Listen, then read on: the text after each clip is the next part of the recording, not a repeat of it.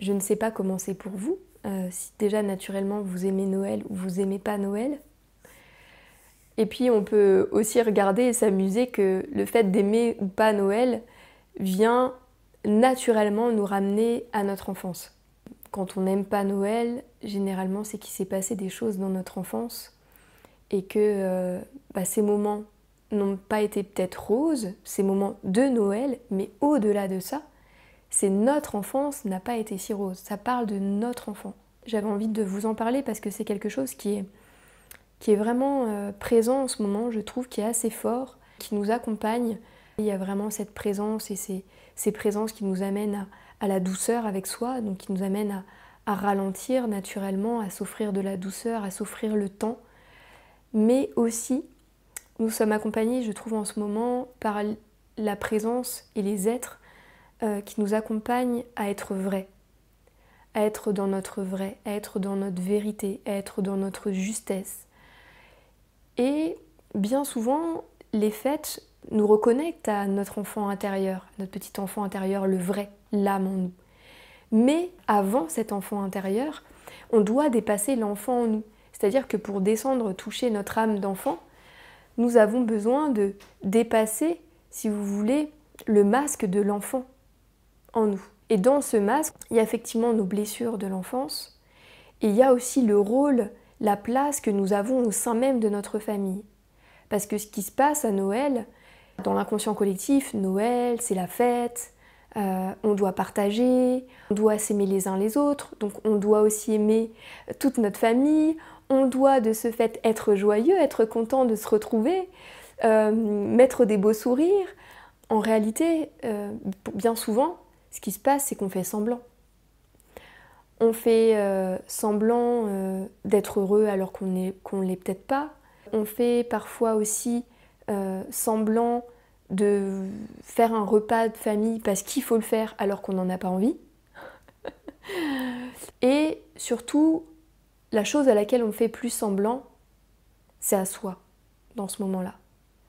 Parce que on est encore en train de prendre un rôle, parfois une fonction, en tout cas un masque, qu'en réalité on n'a plus envie de prendre. Et que parfois dans notre quotidien, on est heureux en fait, on est fier de soi-même, de se dire ok, j'arrive à être moi-même, j'arrive à être authentique, j'arrive à être sincère, en tout cas dans beaucoup de moments dans ma vie. Et là, à l'approche de Noël, je comprends pas, il y a plein de choses qui remontent à la surface, ça m'insécurise même, c'est pas confortable, peut-être j'ai même des douleurs qui réapparaissent, des choses fortes, des angoisses même, et ça vient presque me créer finalement une angoisse de Noël. Donc finalement, Noël, j'ai plus envie de faire semblant, je fuis, je fuis Noël. On peut aussi avoir créé cette angoisse de Noël et cette fuite de Noël.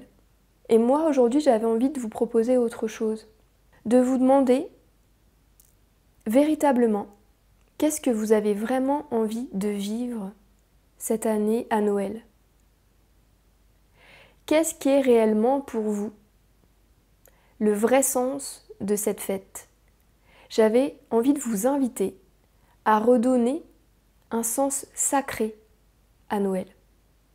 Est-ce que vous allez pouvoir vivre à Noël? C'est-à-dire d'y mettre toute votre conscience et tout votre engagement en disant ok, je n'y vais pas, je ne vis pas, je ne vibre pas l'enfant que je suis, mais je décide en conscience de vivre Noël en tant que femme. Je lâche le rôle d'enfant dans ce qu'on attend de moi. Je lâche aussi le rôle, ça peut être le rôle de la mère qui prépare Noël, qui doit préparer, de ce qu'on attend de moi. Qu'est-ce que moi j'ai vraiment envie de vivre et de manifester, de proposer, d'incarner véritablement à Noël. Ça me demande d'y aller, si vous voulez, presque à nu, mais avec tout mon cœur. De mettre le cœur en avant, de révéler votre âme d'enfant. C'est difficile d'aller à Noël si on n'a pas déjà profondément œuvré en soi et qu'on n'arrive pas en tout cas à discerner, à distinguer qui est présent à l'instant où je vis quelque chose. Donc déjà ça c'est difficile. Mais du moment où l'on a conscience que ah, là c'est mon personnage d'enfant, ah, ça c'est le personnage de la maman parfaite, ah, ça c'est le personnage qui fuit, eh bien, à partir de là, maintenant que j'ai conscience véritablement de mes propres stratégies d'évitement, de mes propres mécanismes, de mes propres masques intérieurs, de mes petits personnages, comment je vais arriver à être pleinement moi? Eh bien, en mettant mon cœur en avant, comme si mon cœur devenait un étendard. Et que la seule chose qui doit être présente, c'est ça. Cette intimité avec soi, pour pouvoir la créer avec l'autre. Parce qu'en réalité, Noël, c'est vraiment une fête de l'intime. Tout symbolise cette intimité à Noël. Le froid qui nous demande de nous replier sur nous-mêmes, le sapin de Noël qui est l'arbre divin qui nous connecte aux trois mondes, qui nous demande d'être alignés entre le ciel et la terre. On a ce rappel de la lumière constamment avec les bougies, avec les guirlandes, cet rappel de notre lumière intérieure. L'étoile qu'on met au-dessus du sapin nous rappelle l'étoile intérieure en nous, notre véritable guide, notre essence qui nous guide, notre rapport au cosmos, notre lien véritable avec le cosmos. Vous voyez, il y a du sens partout. Alors pourquoi nous ne nous en mettons pas si nous avions envie d'en mettre du sens? Généralement, nous ne nous en mettons pas parce qu'il y a plein d'excuses qui viennent du mental, plein d'excuses qui viennent des blessures émotionnelles, des rôles. Mais si on se demande vraiment, si on se dépose dans notre cœur et on se demande vraiment qu'est-ce qui fait sens pour nous, qu'est-ce qu'on a envie de vivre, qu'est-ce qu'on a envie de partager, il y a quelque chose qui éclot, il y a quelque chose qui jaillit. Eh bien, on peut le vivre, on peut décider de le vivre, on peut décider de le partager. Ça demande encore une fois de se regarder en face et de se l'avouer, d'être pleinement présent avec soi. Et je vous garantis que si vous arrivez à le vivre, si vous jouez le jeu, vous allez vivre un autre Noël.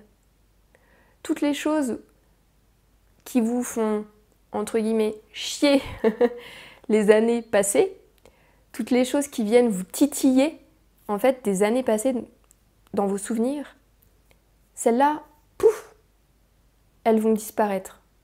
Déjà parce que ce qui va venir vous titillera plus, parce que vous allez passer au-dessus naturellement, et que vous allez être dans votre vrai. Vous allez offrir votre vérité. Et ça donne du pouvoir, ça donne de la puissance. Donc il n'y a rien ensuite qui peut venir se rattacher, il n'y a rien qui peut venir avoir une emprise sur vous, tant que vous êtes dans votre vérité et votre vrai. Tout ce qui a emprise sur nous, c'est ce que nous laissons avoir une emprise.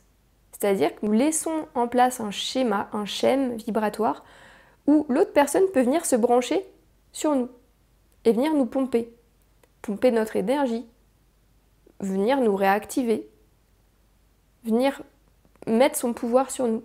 Mais du moment où nous lâchons ces jeux, nous lâchons ces masques, nous lâchons ces craintes et nous sommes juste avec notre cœur, avec notre vérité, ces emprises tombent.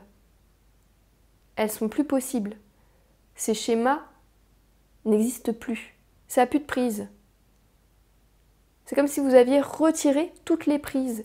Parce que les prises, elles ne sont pas dans votre cœur. Les prises qu'on laisse, les portes qu'on laisse aux autres, dans lesquelles ils s'engouffrent, les énergies s'engouffrent dedans, elles sont purement émotionnelles. Donc si à partir de là, je décide de vivre Noël, non plus en étant l'enfant d'eux, la petite sœur, la grande sœur,